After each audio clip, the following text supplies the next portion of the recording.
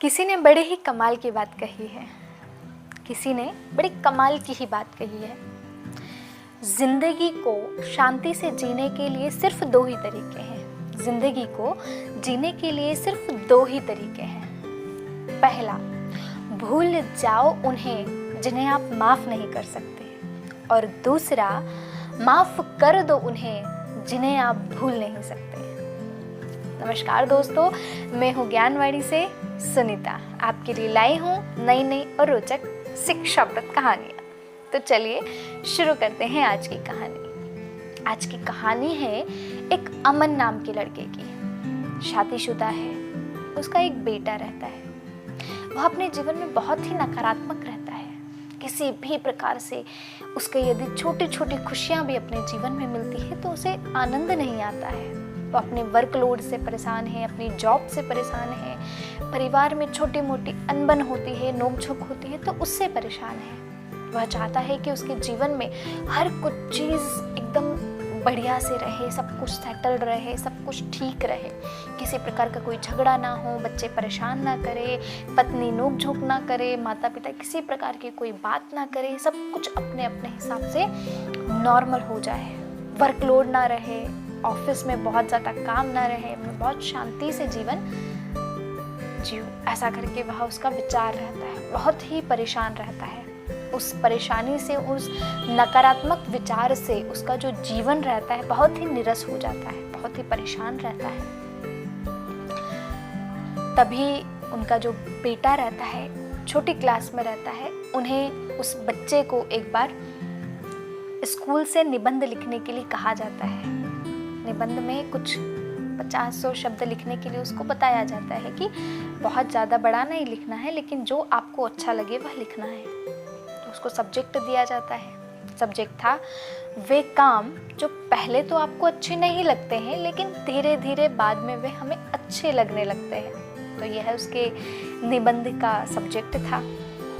तो बच्चा जो है उसे समझ में नहीं आया।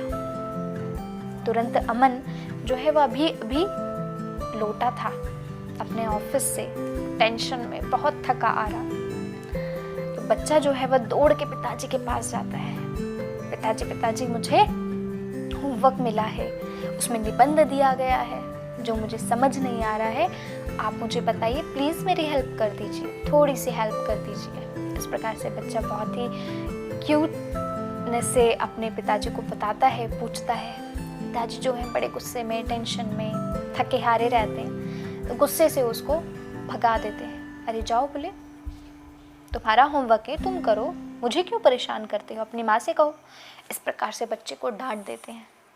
डांटने के बाद में फिर थोड़ी देर बाद में, 1-2 घंटे बाद में उनका जो गुस्सा है वह शांत हो जाता है, नॉर्मल ठीक लगने लगता है।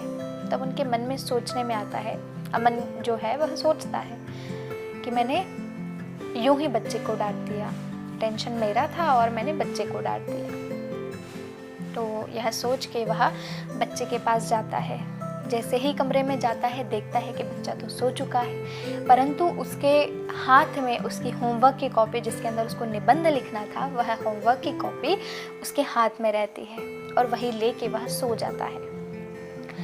तब अमन के मन में आता है क्यों ना मैं एक बार चेक करूं बच्चे की कॉपी। ऐसा हमारे साथ भी होता है, यदि कुछ रहता है, बच्चे सोचते हैं या हमसे कोई काम बोलते हैं तो हम भी सोचते हैं बाद में, चलो ठीक है देख लेते हैं। पहले तो हम उन्हें मना कर देते हैं, परंतु बाद में हम देखते हैं। तो ऐसे ही अमन जो है वह अपने बच्चे की कॉपी देखने के लिए खोलता है।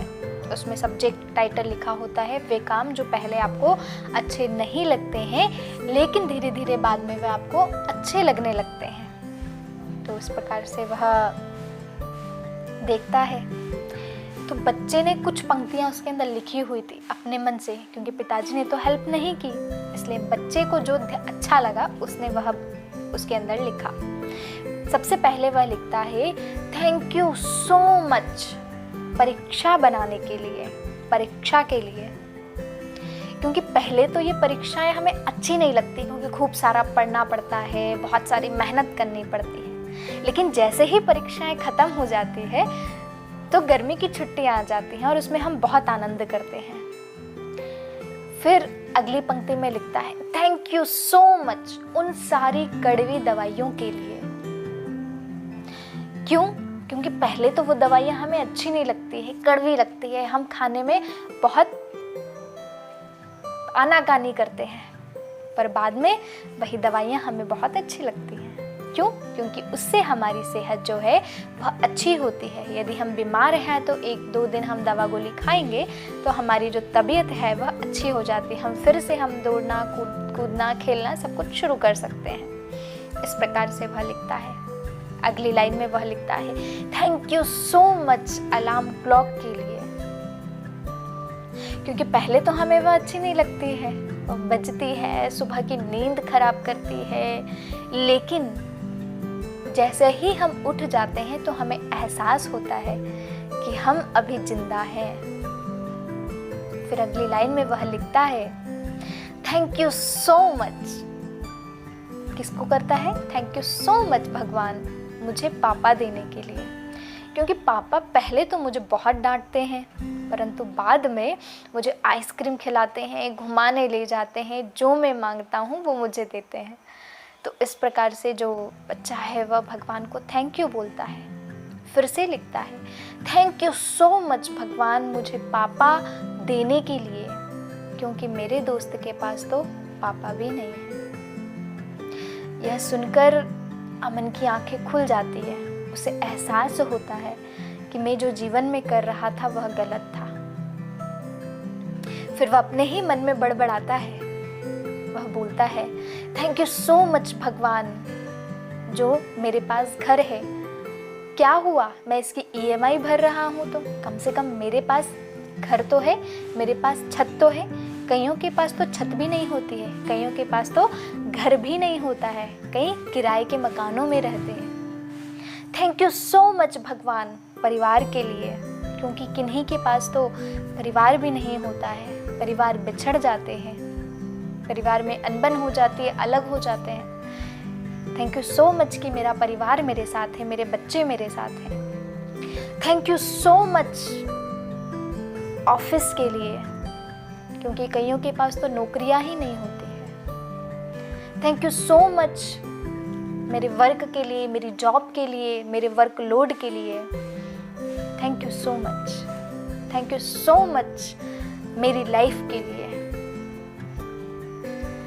तो इस प्रकार से जो अमन होता है उसकी आंखें खुलती है और वह जीवन में आगे बढ़ता है। फिर धीरे धीरे करके अपने जीवन को किस प्रकार से छोटी छोटी बातों में हम खुशियाँ मना सकते हैं, आनंद मना सकते हैं, इस प्रकार से वह अपने जीवन में बहुत खुश होता है। तो उसकी आंखें खुलती हैं। तो दोस्तों, यह थी आज की कहानी। हमारे जीवन में भी शायद ऐसा ही कुछ है, हम भी ऐसा ही करते हैं। जो हमारे जीवन में होता नहीं है ना, हम उसके पीछे पड़े रहते हैं। हमारे जीवन में जो नहीं है, परिवार नहीं है, जॉब नहीं है, नौकरी नहीं है, पैसा नहीं है, घर में टीवी नहीं है, घर में सोफ़ा सेट नहीं है, किचन में ये नहीं है, वो नहीं, मतलब हमारे पास इतनी शिकायतें हैं, पर हम उनके बारे में नहीं सोचते जो हमारे जीवन में ऑलरेडी दिया हुआ है, जो हमारे जीवन में है, जिनके साथ हम जीवन को बहुत अच्छा बना सकते हैं।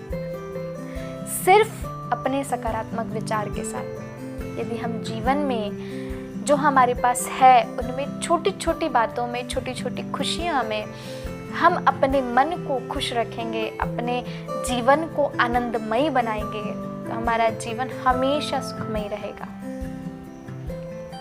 जैसे उस अमन ने अपने छोटे बेटे से सीखा, तो ऐसे ही हम बड़े होने के बाद में सोचते हैं हम किसी से कुछ नहीं सीख सकते हैं, हमारी उम्र हो गई अब हम सिखा सकते हैं, परंतु सीखने की कोई उम्र नहीं होती है। जैसे एक छोटा बच्चा रहता है, हम उसको कोई चीज़ नहीं दिलाते तो वह थोड़ी देर के लिए रोता है, थोड़ी देर के बाद रोने के बाद वह फिर से खेलना कूदना शुरू कर देता है, फिर से वही मस्तियाँ। बच्चे अगर गिर जाते हैं तो उन्हें लग जाती है, वह रोते हैं थोड़ी देर, लेकिन फिर से उनको वही मस्ती शुरू हो जाती है।